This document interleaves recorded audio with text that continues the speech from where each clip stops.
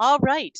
It's now my pleasure to begin, and I am introducing, it's Sarah Nelson or Tracy Sosa, I can't remember, who will be starting us from the Prevention and Quality Improvement Unit. So now you're going to have to introduce yourselves. Thanks. Well, actually starting with Kim Affinati this morning. So good morning, everybody. Thank you all so much for taking the time out of your busy day to be here with us today to hear about the Prevention and Quality Improvement Unit, or PQI as we call it, and the work that we do to provide recommendations to prevent abuse and neglect in the programs you work in. My name is Kim Affinati. I've been with the Justice Center since we opened in 2013, and I have the pleasure of serving as the Unit Director of Prevention and Quality Improvement. I'm joined here today with two of my esteemed colleagues who you will hear from later, but Tracy, Sarah, why don't you guys take a minute to introduce yourselves?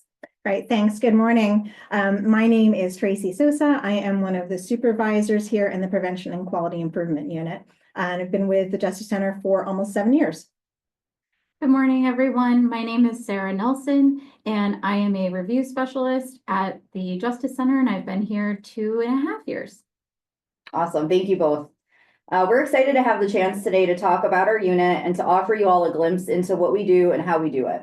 Today's agenda includes an overview of PQI, a look at CAPs, CAP audits, and the process for which we complete them, and a review of one of our Spotlight on Prevention toolkits focused directly on developing comprehensive corrective action plans.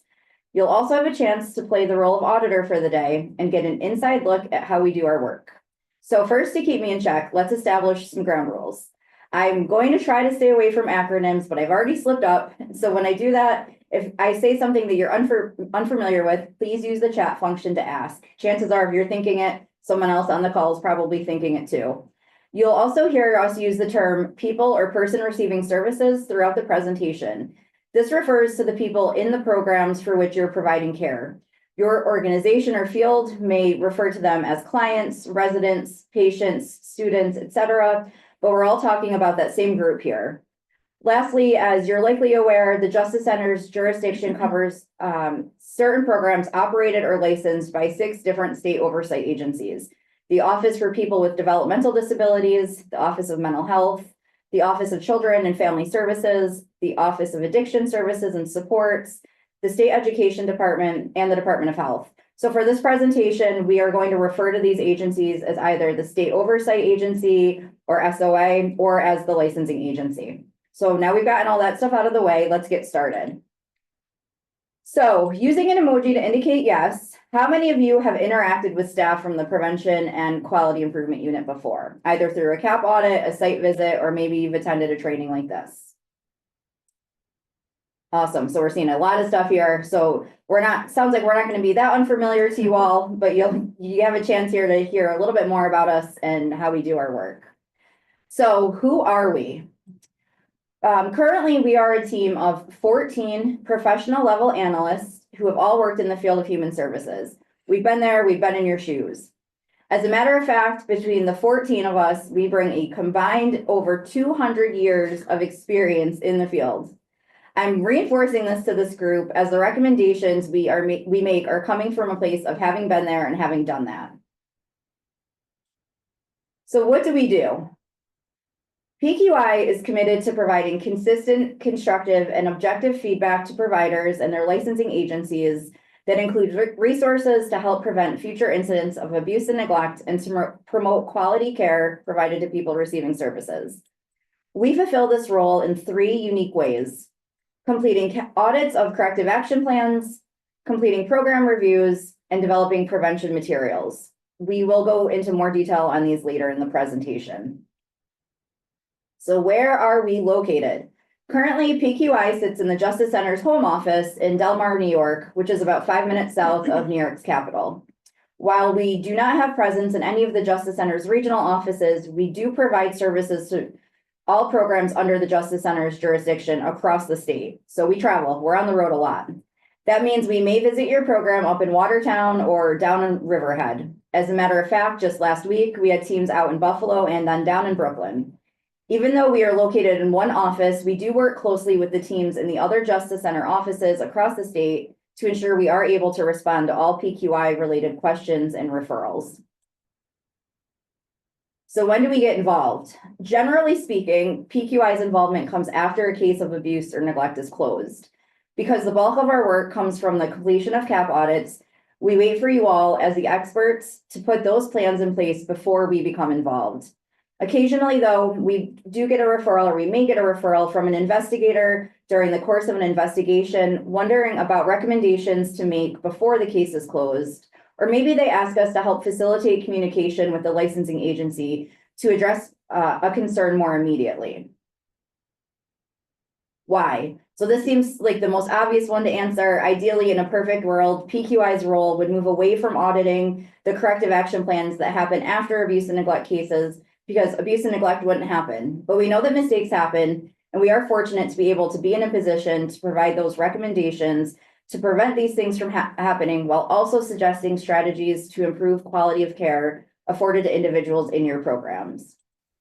And now why you've all joined us today, the how. We serve our role by completing CAP audits, program reviews, and developing prevention materials. So as I just mentioned, CAP audits are the bulk of our work. And I've always likened CAP audits to putting out small fires. Recommendations that we make are made on the circumstances on one case based on the specific factors of that incident. CAP audits result in the issuance of a CAP audit findings letter, which, as I just mentioned, Tracy will review in detail in a few minutes. We make recommendations to your agencies to prevent future similar incidents and trust that you will apply them to other programs as you deem appropriate. Our program reviews, on the other hand, are used to make recommendations to impact change on a higher, more systemic level. We use data and trends to identify factors that may be contributing to issues impacting multiple people in a program or across the service system. Program reviews also result in written reports to your program. And then after completion of all program reviews on a certain topic, we analyze any trends identified from those reviews and develop a comprehensive report on those trends and corresponding recommendations that is then shared with the commissioner of the state oversight agency. To give you an example, a couple years ago, following the installation of cameras in vehicles used for transporting people in the OPWDD world, we completed a systemic review of factors leading to driving infractions that were captured on video that placed people receiving services at risk of harm.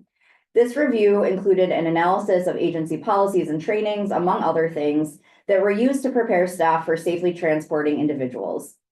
Recommendations were made to OPWDD regarding these items and strategies to bolster supports provided to programs and staff. Similarly, after identifying a trend of violations of professional boundaries and programs serving people seeking assistance with their substance use, we looked at factors associated with these boundary violations and offered recommendations to OASAS regarding specific policy enhancements and training efforts for staff entering the field to ensure they were fully aware of the importance of maintaining appropriate boundaries to foster a therapeutic environment for people in care. These reports, along with several others, are available on the Justice Center's website. And then lastly, the CAP audits and program reviews present an opportunity for the development of prevention materials. We review this as a vital part of our work, as it's our chance to use all the information we've learned from the completion of our CAP audits and reviews to create actual resources to put into the hands of the workforce. What you're seeing on this slide is the current library of prevention toolkits, which we have tagged our Spotlight on Prevention series. Our toolkits are designed to be as applicable as possible to all programs under the Justice Center's jurisdiction and include an overview of the issue, case studies, as well as actual tools that can be used during the provision of care. Sarah will walk you through various components of our guidance later in the presentation. And now I'm going to turn it over to Tracy to talk generally about CAPS and the Justice Center's CAP audit process. Tracy, take it away. I have Awesome. one question. Okay. When doing a site visit, what criteria do you use as a guidance document? No, Devin, I would love to know who asked that question, because it's like they're seeing the future. Oh, Tracy's good. All right, then I'm hanging. going to go wait. into detail about this shortly. All right, then we'll wait. Thank you. You're welcome. Awesome. Thanks so much. So before we talk about CAPS, using the reaction button at the bottom of your screen, can you give me a thumbs up or maybe a confetti reaction if you're familiar with CAPS, or if you have a role in your agency to develop or implement CAPS? All right, seeing lots of thumbs up and lots of emojis, which is awesome. So it looks like we have a lot of people with us today who already have at least some experience with CAPS. For those of you who may not have experience, don't worry, we've got you. There's a lot of great information that we're going to be sharing today to help bring you up to speed. So let's dive in. A CAP is a written plan that's developed in response to incidents or events in a program with the goal of addressing any concerns identified during the course of the investigation that will hopefully prevent another similar event from occurring. Now, some CAPs are developed by the program and then approved by their licensing agency. And then sometimes the licensing agency may have a more direct role in writing the CAP for the provider. To ensure that CAPs address all areas of concern, agencies need to review the investigation report and any corresponding documentation, including the letter of determination that's sent from the Justice Center, to ensure that there's action steps identified to address each area of concern. Now, while the Justice Center may specifically highlight areas of concern or include recommendations in the investigation, you all know your programs better than anyone. You're the experts, right? So a thorough review of the investigation is really important to ensure that there's a good CAP in place to help prevent future incidents. We all have the same goal here, to ensure safety and quality of care for people receiving services. So the CAP process really is an opportunity to make changes to your program that will help safeguard the people in care and ensure that the staff have the tools and the resources that they need to make good choices to support people in care. As far as timeframes, the CAP should include a timeframe for when each of the corrective actions should be completed. The Justice Center allows for 100 days following receipt of the determination letters to develop a CAP, which gives providers time to work with their licensing agencies to develop and implement the CAP. With that being said, there are some actions such as immediate safeguards that we would expect to see implemented sooner. And while the Justice Center allows for 100 days to implement the CAP, the licensing agencies may require a stricter timeframe, so agencies should adhere to those requirements.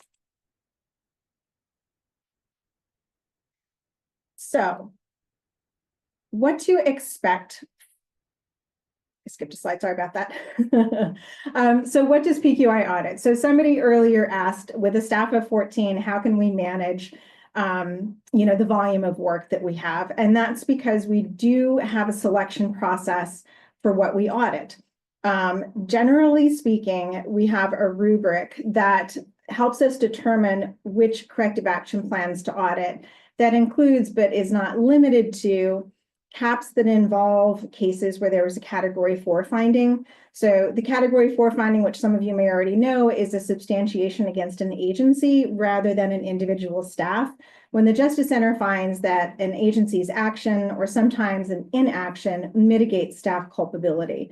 Typically in these cases, we'll see larger areas of systemic concern, maybe like an agency not having a policy in place to address something, or where there might not have a process or a mechanism in place to do things like update plans of care for people receiving services or to train staff on those plans. We also look at CAPs that involve mortality-involved cases or the death of people receiving services. And then we also look at anything that's referred to us from internal business units at the Justice Center. So this could include our investigations unit, our unit that reviews agency-led investigations, our mortality unit, or our Office of General Counsel. And typically we'll see that cases are referred to us when those units see something concerning or maybe particularly egregious in an investigation, or where the case is not substantiated, but the units still feel that there are concerns about a provider's processes, or maybe a lack of processes where the provider would benefit from a review of that CAP. So what to expect? So if your agency has a CAP that the Justice Center is going to audit, our PQI reviewers will begin here in lovely Delmar by reviewing all of the documentation that was submitted with the corrective action plan. They will also review the investigation in its entirety, including documentation that was submitted with the investigation, to ensure that they understand everything that happened with that incident, any concerns that the investigation identified, and then the corrective actions that your agency took to address those concerns. Once everything's reviewed, we'll contact the provider and let them know that an audit is being initiated. Most of our reviewers will already have a documentation request prepared and ready to send to the provider as soon as they've made that contact to let them know that they're going to be audited. So why do we have documentation requests, you might be asking yourself? It's so that we can assess the actual implementation of corrective actions. This might look different from the licensing agency's review of the CAP because of when we're looking at it, which can be several months after the licensing agency, and also because we want to ensure that any corrective actions were carried forward. So for example, if a plan of care that was submitted with the CAP has expired by the time we look at it, we may reach out to the provider and ask for a current plan as well as documentation of staff training to ensure that staff are aware of the safeguards in the plan. While there might be some back and forth with documentation requests, we do our very best to reduce that. But we have that because we really want to give providers every opportunity to explain something to us that we may not understand, and to give providers credit for the good work that we see that they're doing. So an example would be that if we see a training roster for staff training, but it doesn't appear to reflect that all staff are trained, we're going to reach back out to the agency and ask whether or not those staff were trained rather than just assuming that they weren't. As Kim mentioned, everybody who's worked in this unit, everybody who works in this unit has worked in the field. So generally we understand provider processes and the documentation that we see, but sometimes we need just a little bit of clarification to make sure we're interpreting things correctly. So how the audits are completed, most of them are done here in Delmar from the desk through phone calls, through emails, sometimes through video conferencing, if that helps for us to get the clarifying information that we need to make sure that we're interpreting things correctly. And then, as Kim mentioned, we also do site visits across the state. So how do we decide what to do from the desk versus what to do as a site visit? And the answer is sometimes the nature of the CAP just lends itself to a site visit if the concerns identified in the investigation or the corrective actions in the CAP are something that's hard to assess without seeing the site. So common examples could be where there are environmental concerns that could be like pest or pest control related, concerns regarding like maybe unsanitary living conditions, or concerns that maybe there are not enough food or supplies to support people in a home, or maybe there were egregious circumstances involved where we want to see the site to just try and understand what happened and how well those corrective actions are working to address those concerns. When we're on site, this also gives us a great opportunity to talk with staff and hear from them, from their perspective about how well things are going, and to really see a provider's process in action, which is something that we can't always do just by reviewing a policy or a procedure from the desk. So the final product. So once all of the documentation from the CAP is reviewed, as well as any additional documentation that we've requested, our findings are documented in a CAP audit findings letter. And we're going to show you an example of one looks like on the next slide. But once the letter is finalized and it goes through an internal approval process, it's then sent to the most senior, highest ranking staff at the agency. And then we CC the licensing agency and then any points of contact to the agency who worked with us in providing documentation for the audit. So here's an example of what one page of a CAP audit findings letter looks like. Sarah's going to talk to you after the break in more detail about the staff. Sally O'Malley. Did we lose our presentation again? All right, we'll wait for it to come back. I think you did. I have a couple questions for you though to help the time go by. There is some confusion about the number of days that a provider has for doing a CAP. You know, some people have heard 80, and then, you know, does the 100 days include the weekends, or is it just business days? And I don't know the answer to that question in particular. I'm looking to Kim. Yeah, I believe the 100 days is calendar days. However, the 100 days is what the Justice Center's legislation allows.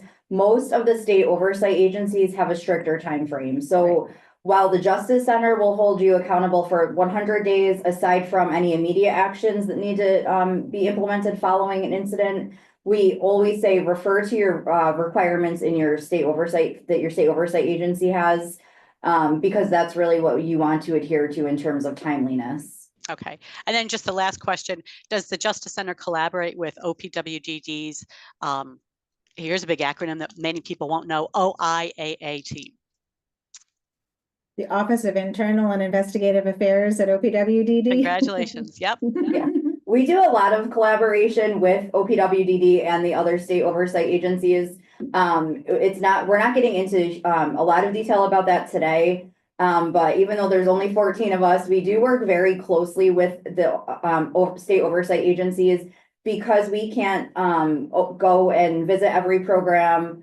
For instance, when we have concerns that we can't address, we expect that the state oversight agency will be a support to the provider and be responsive to those concerns. So we meet monthly with most of the state oversight agencies, or semi-regularly, at least with most of the state oversight agencies, to talk about concerns and to really just keep that open line of communication so that we're supporting the state oversight agency, and also so that if there is something going on at a specific provider, or if we're noticing a trend, instead of waiting for us to be able to develop something on it, we want to bring it to their attention as soon as possible. All right. So are you ready to shift gears and go back to Sally O'Malley? Yes. Okay. So here's an example of what one page of a CAP audit findings letter looks like. Sarah is going to talk to you in more detail after our break about the staff, Sally O'Malley, and the incident that she was involved in. But here you'll see that the CAP audit findings letter generally includes an overview of the issue of concern. We identify the provider's corrective action, and then we assess whether the action was sufficient to address the issue of concern. When we write these letters, we have one page for each issue of concern and each corrective action. So here we have Sally O'Malley, who allegedly kicked a person receiving services. We see that the provider's corrective action was to provide the person with a body check. And then you'll see that our audit findings reflect that we believe that corrective action was implemented because the provider gave us documentation to reflect that a body check was completed on the same day that Sally allegedly kicked the person. We are able to determine that the body check was provided by Mary Catherine Gallagher, who is an RN, and we also know that it was witnessed by Bev Millen, and we see that the form reflected that fortunately the person did not sustain an injury. We also have a suggested corrective measures column. In this case, we don't have any suggestions for the provider because they did exactly what we would want them to do following an allegation like this. But if we have a recommendation for something the provider could do that would better help or also help to address the issue of concern or prevent another similar incident, you'll see that we include that in the suggested corrective measures box. Now, obviously, this is a really simplified version of an audit findings letter. It's just one page.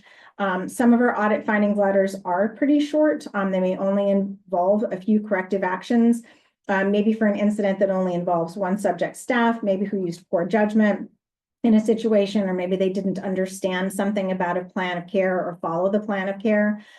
We've also had findings letters that are closer to 30 pages, where there are more factors that contributed to an incident, or where just a lot of things went sideways and the provider needed to take a lot of steps to address that to help it didn't happen again. When Sarah talks to you about Sally O'Malley after the break, you'll see an example where there are multiple issues of concern that were identified and where the provider implemented corrective actions to address each issue that was identified. All right. So when we assess the corrective actions and the documentation provided to support the corrective actions, we have two primary findings, and that's either to give feedback that we believe the corrective action was implemented or feedback that we believe the corrective action was insufficient.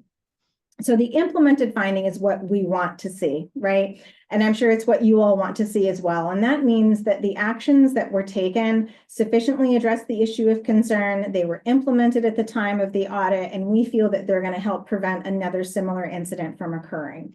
Again, we know that you all want the same thing that we do, that's safety and quality of care for people receiving services. So we love to see implemented findings. We can also identify that a corrective action is insufficient, and a corrective action can be insufficient for several different reasons. The first would be that it could be insufficient because it doesn't sufficiently address the issue of concern, meaning that that corrective action is not something that's likely going to prevent the incident from happening again. A good example would be an incident management issue where staff were retrained on an incident management policy, but the policy didn't direct staff to report incidents to the Justice Center. So it's not going to fix the issue. Another reason a corrective action can be insufficient is if it's not taken in a timely manner. So that can be not completing or implementing a corrective action prior to the CAP due date. Maybe not implementing safeguards in a timely manner after the incident occurred, or not following up with staff once they're identified as a subject in a timely manner. But the last most common reason that we see that corrective actions are insufficient is because they're not fully implemented. So that means the provider identified a good corrective action, but when we look at the documentation to support its implementation, there's something about it that shows that what they intended to do didn't carry forward. So an example, again, is staff training. So we might see a corrective action that identifies that staff are going to be retrained, but then when we look at the documentation of staff training and compare it to a staff roster or a staff schedule, we'll see that not all staff were trained.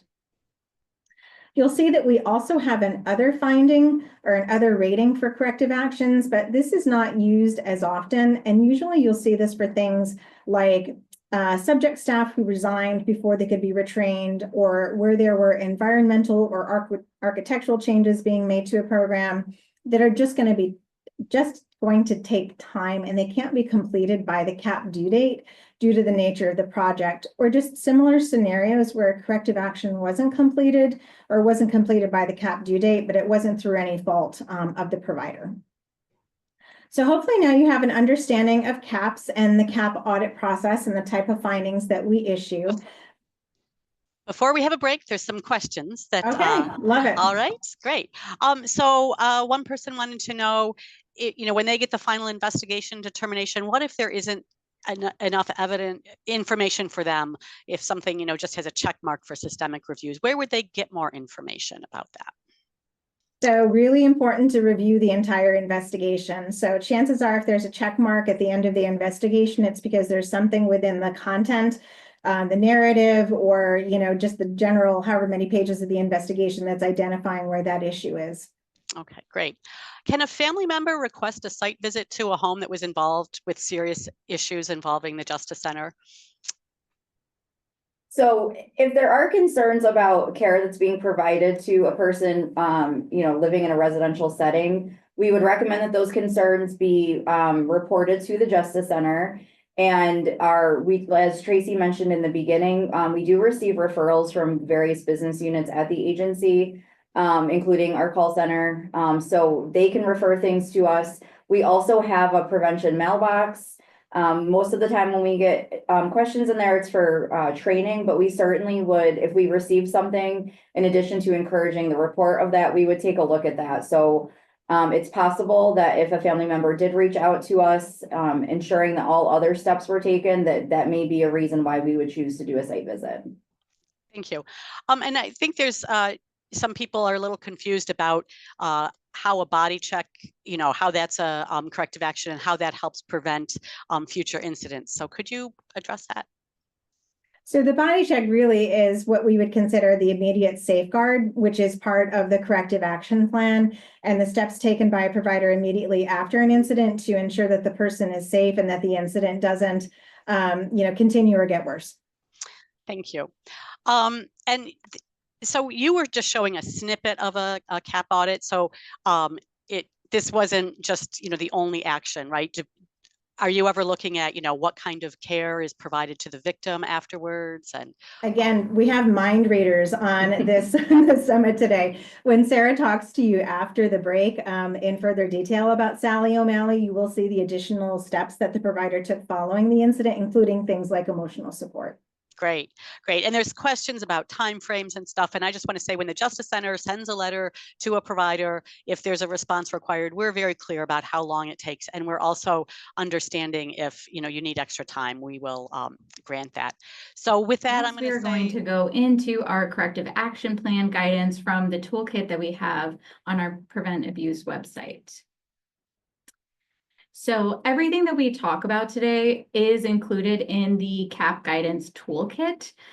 So as you can tell, Tracy has already talked with us about the overview of the Justice Center audit process. I'm going to talk more about checklists, our documentation reference guide. We have an example case scenario that's different from our corrective action plan spotlight product, just to mix things up a bit. And then resources are also included in that. So anything that we talk about and discuss is there if you miss anything. So starting off, let's take a look at our checklist. So please don't strain your eyes for the small print. That is just an example from our product of what the checklist looks like. And the checklist page is helpful because it lists questions to ask yourself to make sure all of the necessary safeguards, protections, and actions are taken. So we have two different checklists, one that follows the incident and one that follows the investigative report and the Justice Center's letter of determination. Kim, actually, now that I'm thinking about it, with two checklists, it's the same incident. So why would we need two different checklists for the same thing? That's great. That's a great question, and it actually goes right along with some of the questions that our participants have had. So as we've mentioned, somebody asked the question, how does a body check support or correct a staff's behavior?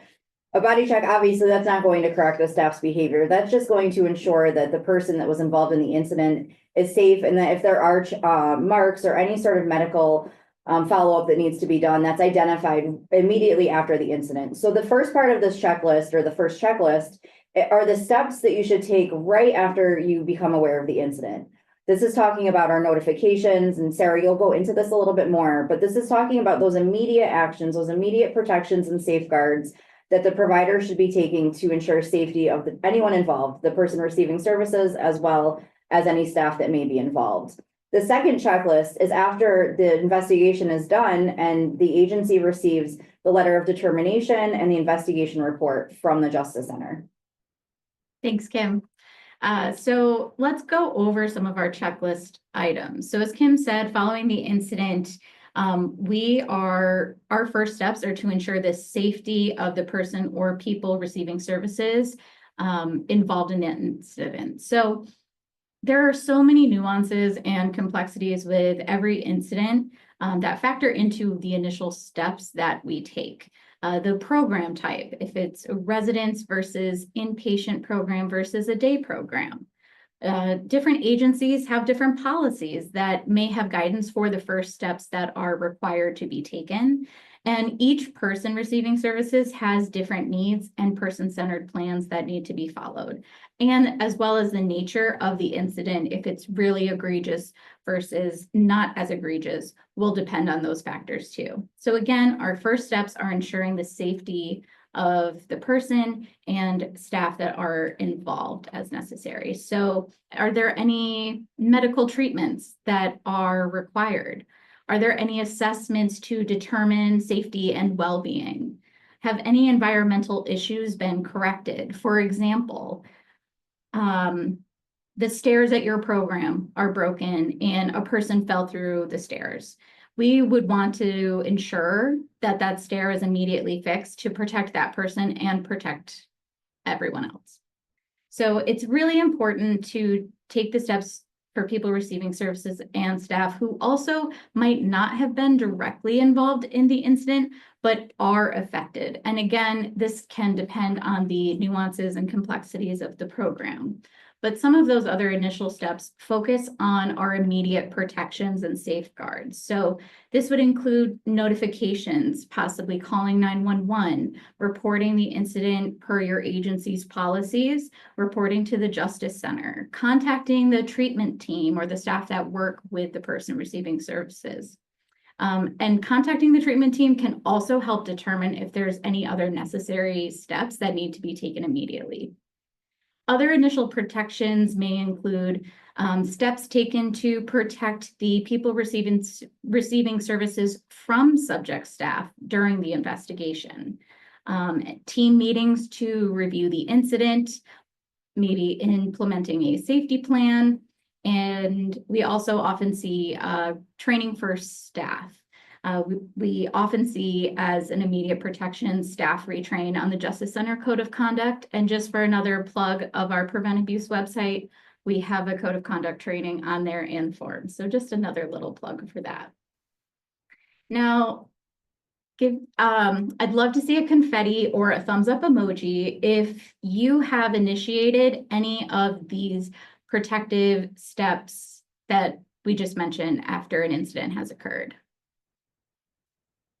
All right, I'm seeing a bunch. Wonderful. So those protections to keep everyone safe, as we know, take a lot of effort and a lot of quick planning and brain work.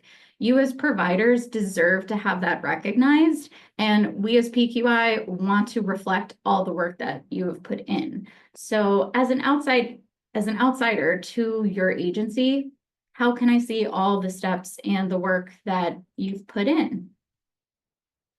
Document. Wait, I have one quick question for you, Sarah, before you go on. One person noted that, some incidents, and the corrective action might call for some additional funding that might be needed by the provider to correct some environmental issues. And they wanted to know if there was money available. We at the Justice Center wish we had a pot of money for everybody, but we do not. That is something I think that is best to for you to talk to with the agency that funds you. And I think that corrective action plan is one of the pieces of evidence that can be helpful in getting money for that. It's documentation that it's not just you saying that you have some issues, but that the state oversight agency says there's some issues and that can help you. So we encourage you to use these as ways to get the resources that you need. All right, that's it. Thanks, Sarah. Thanks, Davin. But did you document it? Emoji, confetti emoji, if you have this slogan on a desk accessory. At my first job, which was at a rehabilitation center, we had this on a huge poster that was right on the wall in our staff office. I'm seeing a lot of thumbs up and confetti. Yeah, we pretty much know this slogan by now. And it's true. When PQI conducts an audit, it can be months or longer after the incident has occurred. So the documentation helps PQI, helps us as outsiders coming into the agency to really visualize all the steps that you've taken.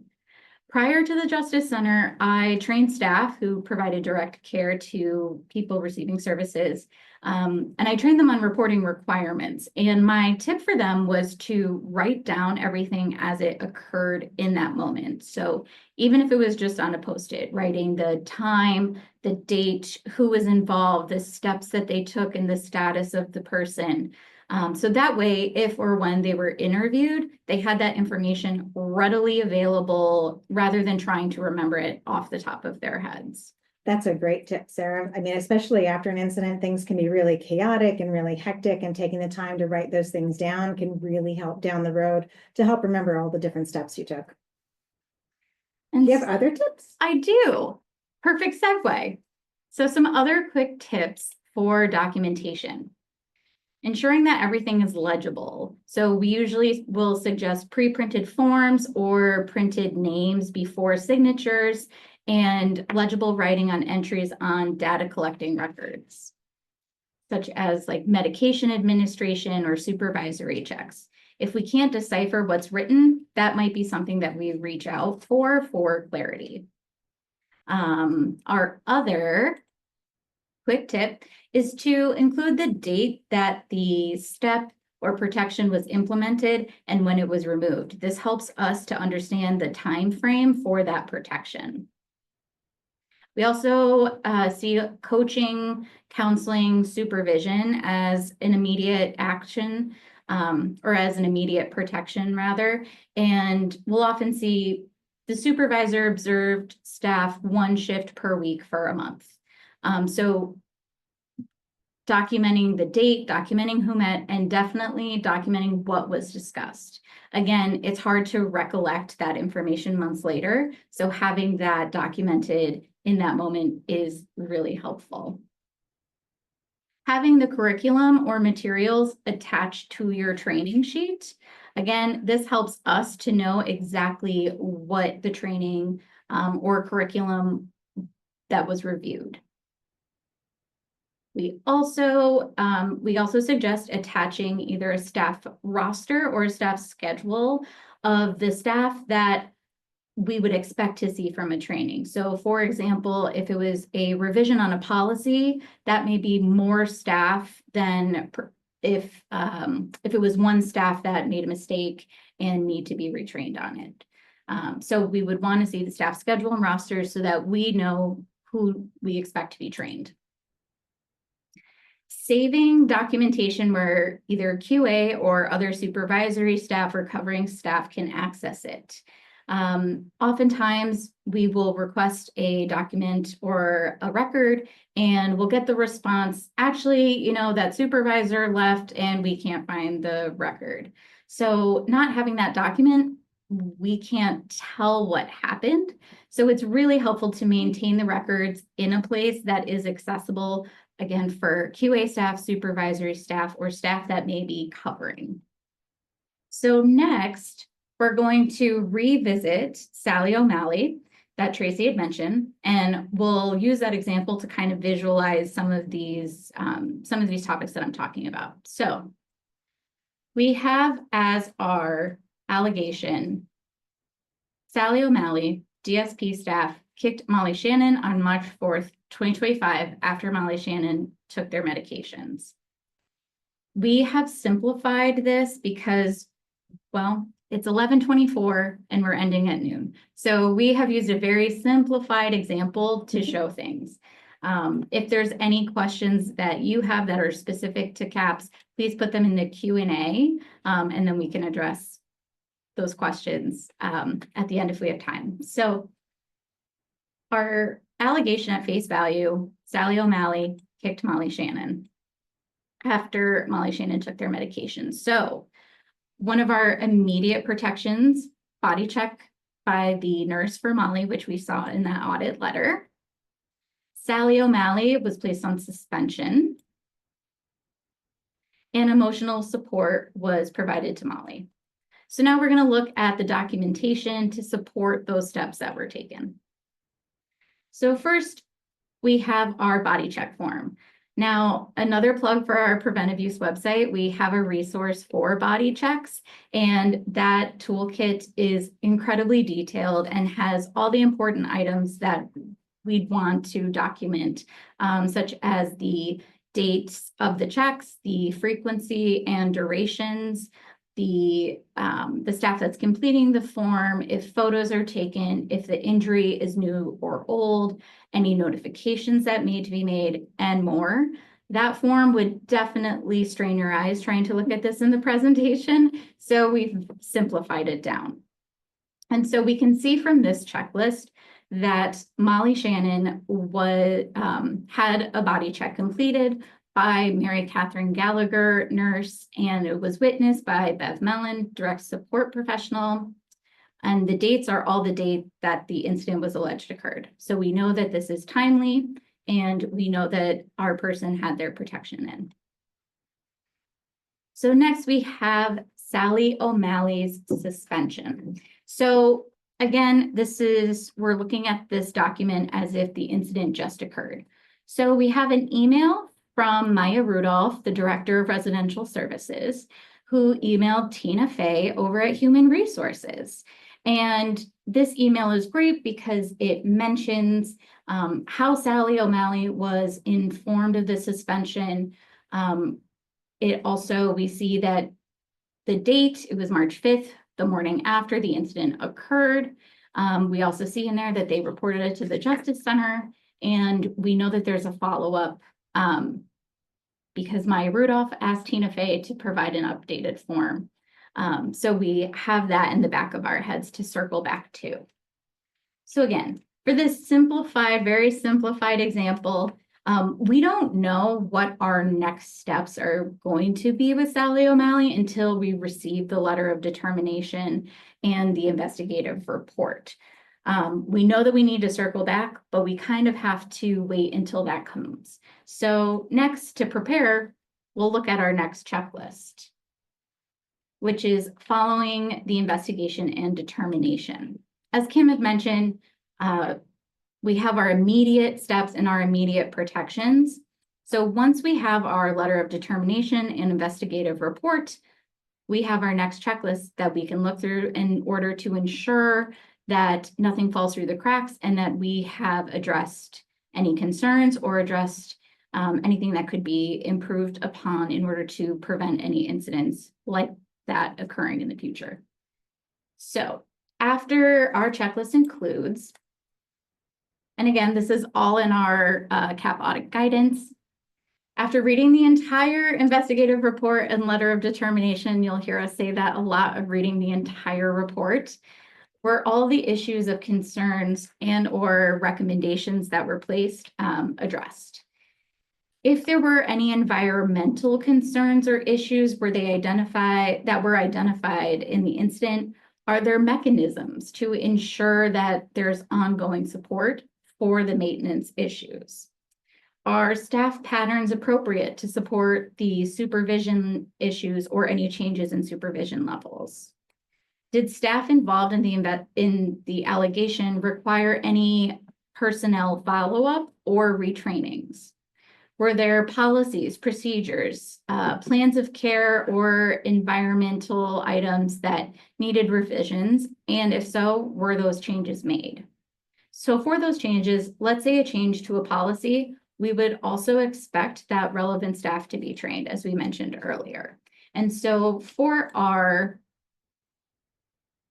trainings, we're looking to see too if there's a mechanism to ensure that all staff have received training, all the relevant staff related have completed the training. So does the training include all necessary flow or relief staff that maybe work with the person?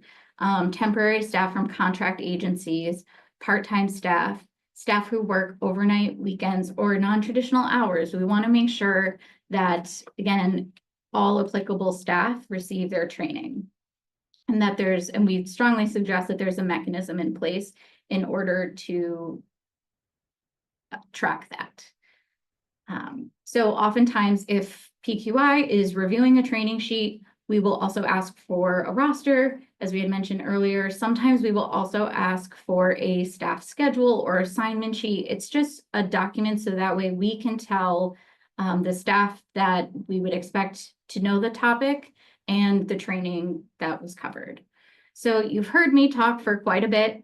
I'm going to hand it over to Kim to talk about the different, the other types of corrective actions.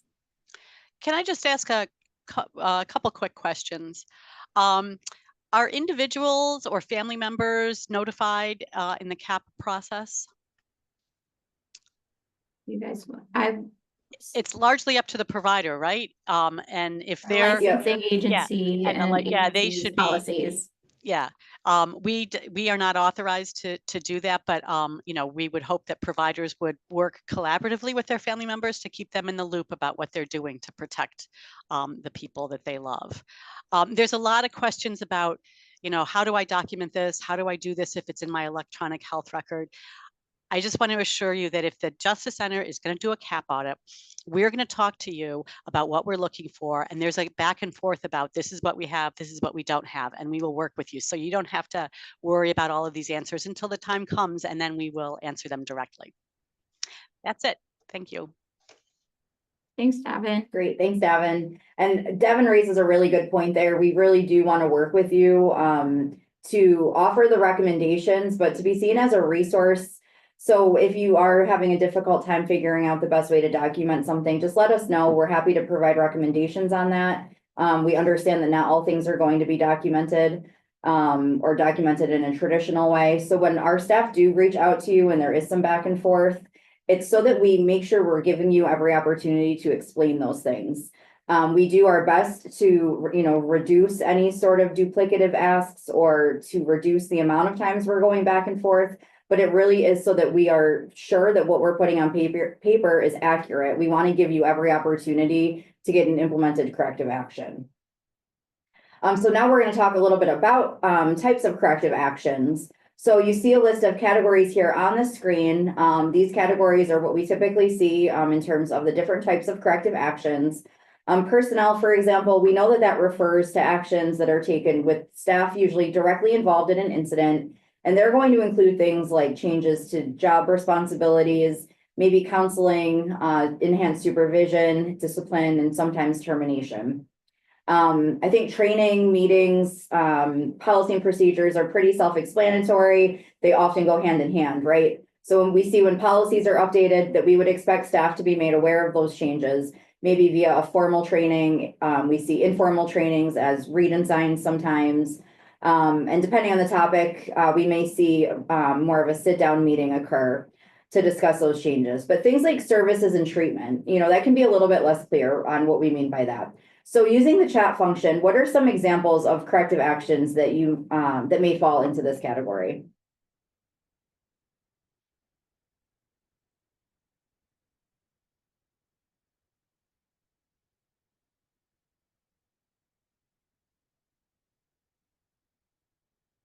Yeah, are you seeing anything? I'm not seeing a lot of chat shift changes.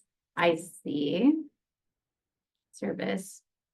Well, it sounds like it's great that we're going to explain some of these things then. Oh, it's coming Awesome, in now, very, it's coming okay. in. Plan revisions. Perfect, Yeah, perfect. yeah, Tracy, yeah. what else are we seeing here? Recommendations for assessment, service treatment, changes in levels of supervision. Awesome. Yep, exactly. So when we are talking about services treatment, that also, right, can go hand in hand with having those trainings afterwards. If we've updated somebody's service plan or treatment plan, maybe we've increased the supervision level for a person receiving services. We want to make sure people are made aware of that. Similarly, what about environmental structural? Sarah gave an example earlier of a broken stair. Oftentimes we'll see environmental structural things happening. Maybe they weren't a direct impact or directly related to the incident, but they were discovered during the course of the investigation. We would certainly expect that those things be corrected. I do want to mention, Tracy mentioned earlier when she was describing the different audit ratings, implemented, insufficient, and other. Oftentimes we do see the other used for the environmental structural piece because we know that there's things outside of the control of the provider that may lend itself to a longer time frame before something can get fixed. So sometimes we'll see maybe the installation of cameras in a program in common areas, for instance. That may take longer because you have to resource that out to an outside agency. So in those cases, we don't want to say that you didn't implement your corrective action because it's outside of your control. So that's often a frequent use of the other category. All right. Thanks, Kim. Yep. So we're going to circle back to me and we're going to look at closing the loop. So when we have our actions and our immediate steps, our immediate protections and our corrective actions, we want to ensure that we close the loop to make sure our CAP has addressed all the concerns and is thorough. So for example, as our action, Sally O'Malley was suspended as an immediate safeguard. So then following that circle, we have our documentation with the email so far. After receiving the investigation and determination, we'll need to follow up in order to see if there's any additional corrective actions that are appropriate. And then, of course, with our documentation, we can check that off our checklist and close our loop. So let's revisit the incident with Sally O'Malley. And as I pull this up for brownie points, if you recognize the character name Sally O'Malley, put the show in the chat box from where that character is featured. All right, so our allegation was Sally O'Malley. I see SNL, great job, everybody. I love Sally O'Malley.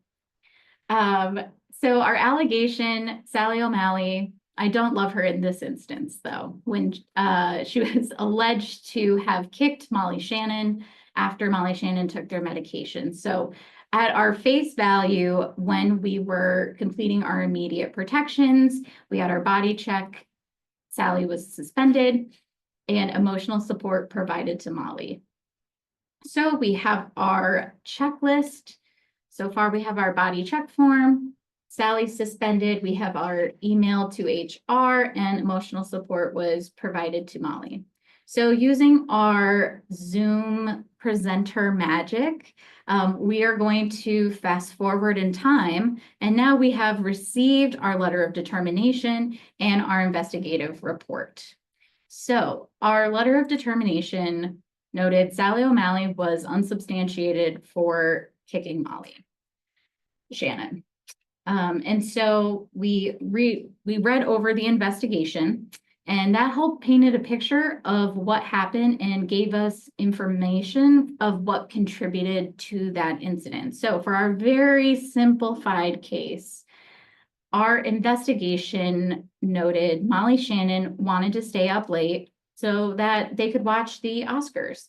Sally O'Malley thought that Molly Shannon needed to go to bed after taking their evening medications. Sally O'Malley did not know that Molly Shannon could stay up late after taking their meds. Molly Shannon was upset and said that Sally O'Malley kicked them. Again, this is a very, very simplified incident, but even so, there were still issues of concern noted in the investigation. Because we read through the entire investigative report, we saw that Sally was not trained on plans of care and that not all staff signed off on the care plan training sheet. So now we know our corrective actions that we need to address,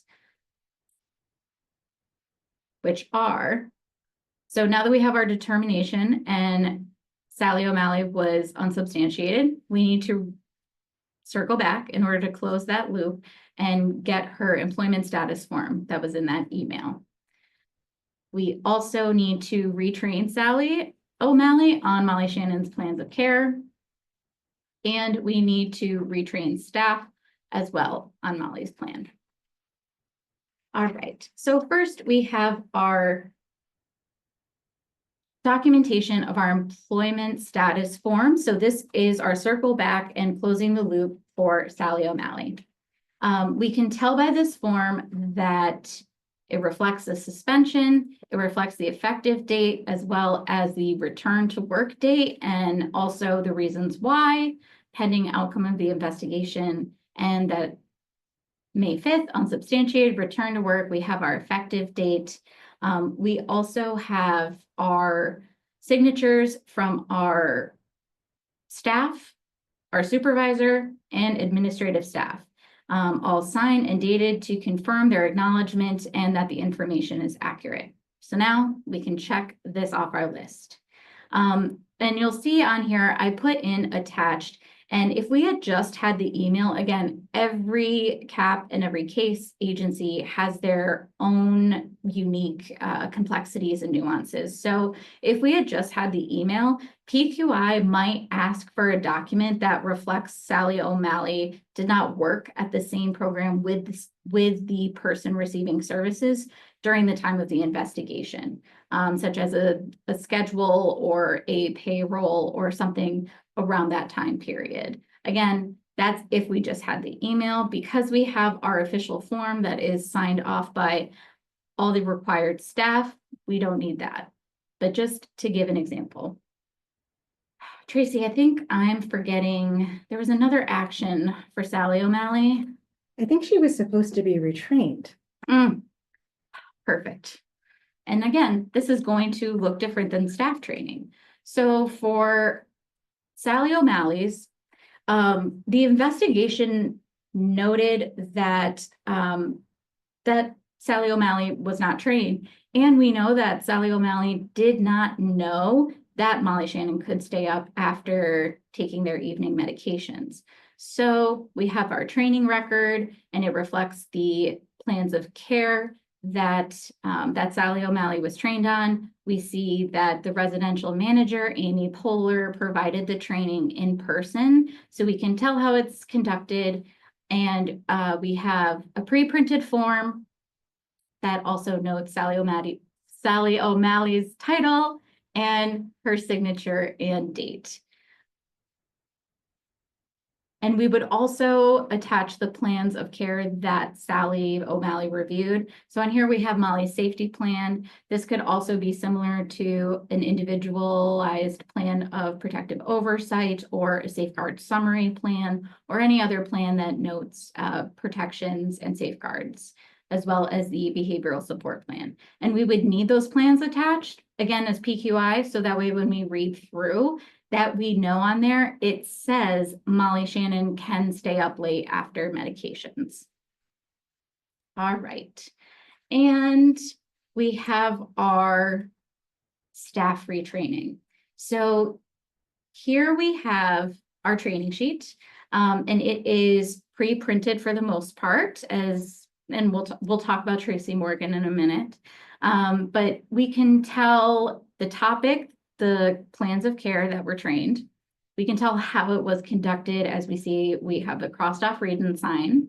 We can tell who provided the training. Again, Amy Poehler, residential manager. They are on top of training everyone and very timely. Now we have our pre-printed list and we have the names of our staff, their title, and signatures and dates next to them. So that way, you know, a lot of signatures can be hard to read, and it's really helpful to have that printed name. So I put the example, you can see Tracy Morgan hand sign. Tracy Morgan is a float staff. And so sometimes they're not on the roster, but they work at the residence with the person. So we would expect Tracy Morgan to be trained on the plans of care. So in this case, Tracy Morgan was able to write in their name, we could read it, and they signed and dated for when they worked. Some things that PQI would want attached to this would be, again, the plans of care that were reviewed, the training curriculum, and any materials. Again, staff roster or staff schedule, depending on the staff that need to be trained. In this case, because it's all staff in the program, we would want a schedule. And again, that's going to depend based on the program that we're looking at and based on the licensing agency and all those nuances. And then I have a note for absent staff. So as we saw, sometimes as Tracy mentioned, our findings can be insufficient because they aren't fully implemented. So we want to double check if that absent staff was actually, you know, were they on leave and are they going to be trained upon return, or were they just not trained? So sometimes PQI will ask for the absent staff records. All right, so now we're going to go back to our checklist to make sure we've closed all of our loops. So we have our body check form, we have our emotional support that was provided, we have all of the documentation that we need for Sally's suspension, so that can be checked off. We have our documentation for Sally O'Malley's retraining, and we have our documentation for staff retraining. So we have our thorough and comprehensive corrective action plan checklist all set. And again, this was a very simplified example. So sometimes your caps may be much longer than this or maybe much shorter than this. I just have yes. two quick questions. One person has been asking a lot about, like, how do you document that emotional support was provided? Yep. So for emotional support, that really depends on the agency and or the licensing agency's protocols and policies. So some agencies will have a very specific document that is required for a more emotional support, how it was given, if it was just a conversation, when items like that. Other agencies don't require specific documentation for that. So again, it's one of those complexities and nuances that comes with every cap. And you can always ask, if we're doing the audit, just ask us what we need. Thank you. All right, thanks. So now you get to be the auditor for the day. So we're going to show some examples of documents that PQI often sees in providers' caps. Okay, do we know? So here we have a training sign-in sheet from Agency Services, Inc. And so we are just looking at this at face value. And so using thumbs up for yes, thumbs down for no, can we tell who Kiki Palmer is just based off this? Just based off this document, can we tell what role Kiki Palmer has at Agency Services, Inc.? Seeing some no's. I see some thumbs up. So Actually, we would say no, and I'll explain why. There's not a title next to Kiki Palmer's name, so we don't actually know what their role is. But we can see a signature underneath. Now, I can't read that signature. Kim, Tracy, can you read that signature? Not a chance. Nope. Nope. And so we can't tell, is this Kiki Palmer's signature maybe? Is this someone else? There is no thumbs down emoji. Thanks, Jessica, for letting me know. You can use any other emoji than besides the thumbs up. So I will take that. Thank you for letting me know, because I do love looking at the reactions. So we can't tell who Kiki Palmer is. We can't tell who attended because we're not sure if that signature is Kiki Palmer's or someone else's. We see one date and it's dated below the topic, but we're not sure if that's just when the training occurred or when staff actually reviewed the curriculum. And we can't tell what to expect with if the curriculum, the Agency Services Inc. reporting policy, we can't tell if that's attached. So then we can't tell if it would address the issues of concerns. And we're also missing a date.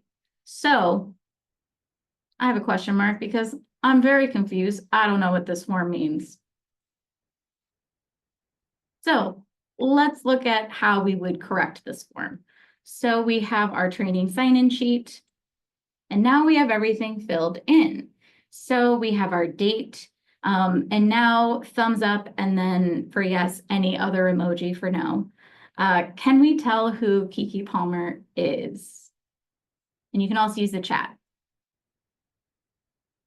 Yes, so Kiki Palmer is the residential director for agency services. And it looks like Kiki Palmer knows their staff really well and knows that the house manager, Leslie Jones, can write, has a beautiful signature, but can't always be deciphered.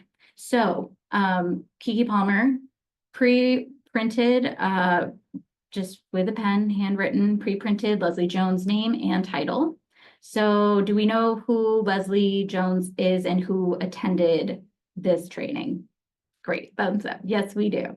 And we have the date. Even though it's small, we can read it. It's March 27, 2025. That's when Kiki Palmer both provided the training and when Leslie Jones signed off.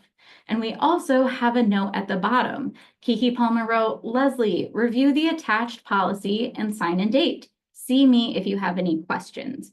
Initialed by Kiki Palmer with the date. So that helps us to know that the reporting policy is attached to that training sheet, so we can read and review the curriculum. And we know that it was a review and sign or read and sign based on Kiki's note. So even if you don't have your training sheets pre-printed, you can still put in all the information to help us know how it was conducted, who attended, with handwritten notes. As long as they're legible and clear, that's absolutely fine. And now we have all of our questions answered. Okay, so one other example that we will talk about is revision to plan of care. So we've mentioned this a few times. What we would want to see if the corrective action was a revision to a plan of care, we would want to see the plan of care and make sure that the revisions that needed to be made were put in, and the effective date to see if that is within the time frame needed. We also would want to see the signatures and date by appropriate team members. So some plans of care will need different signatures. Some plans of care need a clinical signature. Some plans of care need a manager signature. Again, complexities and nuances of every single agency. So depending on that, we would look for those signatures. And then staff training on the revised plan. And in the chat box, put some of the documentation that we would want attached to that training sheet. And I just gave a clue. Yes, I see roster. Curriculum. Yep. Copy of the training. Policy. Yep, absolutely. And then, yep, training with name sheets. Everyone is on it. Yep, old and new plan, dates. Perfect, wonderful. And then again, PQI may ask for absent staff documents depending on the plan of care, depending on who would need the training. All right, so I've gone over a lot of information. Tracy is going to help us with wrapping up with some helpful reminders. Great. Thank you for all of that great information, Sarah. Here's just a few friendly reminders before we start to wrap up. The biggest reminder is that the corrective action plan guidance that we've referred to throughout this training is available in its entirety on the Justice Center website. So we encourage everyone to go and check it out, as well as check out the other prevention products that we have on the website. So other reminders. Documentation. Documentation is so important. It's a record of the steps that your agency has taken. It gives you credit for all of the good work that you've done. So even though we know that it can seem, tedious, it's just so important to document notifications, safeguards, and corrective actions as they're taken to help you remember later on what you've done. And again, to get good credit for the good work that you're doing. Remember to close the loop on actions. Remember Sarah's circle back on saying to make sure that you followed up on any action steps that were identified, that you have the documentation to support it, and that you check it off of your checklist. It's also important to remember to close the loop after you've received the Justice Center's letters of determination and investigation, so you know to implement any additional necessary corrective actions. As far as the process for organizing and storing documentation, make sure that you've got a good process. It's, again, you want to get credit for the good work that you've done. Make sure the documents are accessible to others just in case they need to be referred to as part of a CAP audit process, maybe for an investigation or just in general. Or if you happen to win the lottery and you decide you just don't need to work anymore, make sure somebody else has access to that documentation. Have a process in place to follow up with staff who are absent at the time a corrective action is implemented, whether that's staff training on plans of care, agency policies and procedures, or a staff meeting where documentation is reviewed. It's so important to have a mechanism to know first and foremost who is missing from that training or that meeting, and then to follow up with them as soon as they're back to work if they were out because of an illness or a vacation, or as soon as they're scheduled again, if it's folks that missed a meeting or a training because they work non-traditional hours like evenings, overnights, weekends, or your float staff who may not be in attendance regularly. If a corrective action involved a revision to a policy or procedure, make sure to train all new staff on that policy or procedure. Make sure you're also following your agency's policies and procedures with respect to follow up after an incident. And then lastly, as we've said multiple times, read that investigation thoroughly to make sure that you fully understand everything that happened in the incident and any issues of concern that we'll want your CAP to address. Thanks, Tracy. Due to time, we don't have time to go over our frequently asked questions. That is a part of our CAP guidance. But again, a lot of those frequently asked questions are included in the CAP guidance. So please refer to our CAP guidance. And I'm going to hand it to Kim for closing comments. All right, awesome. Thank you all again so much for attending this session and for your engagement during it. We hope that you will walk away with a better understanding of the Prevention and Quality Improvement Unit and our unique role at the Justice Center, as well as how to develop a comprehensive CAP and receive a CAP audit findings letter with fully implemented audit findings. I do want to mention the library of prevention materials is always growing. I did see a question earlier regarding some of the older materials. We are hoping to be able to update some of our older stuff, but we're also adding to that library frequently. So please visit our website. And similarly, I do want to mention that we can also offer in-person or virtual trainings similar to what we've done today on any of our Spotlight on Prevention toolkits. So if you are interested, if your agency is struggling in a certain area or would benefit from a training opportunity like this, please reach out to us and let us know. We're more than happy to be able to come out on site and talk with you and your staff, or to do it in a virtual setting, to be able to provide those resources. So please let us know. And thank you again so much for all being here today.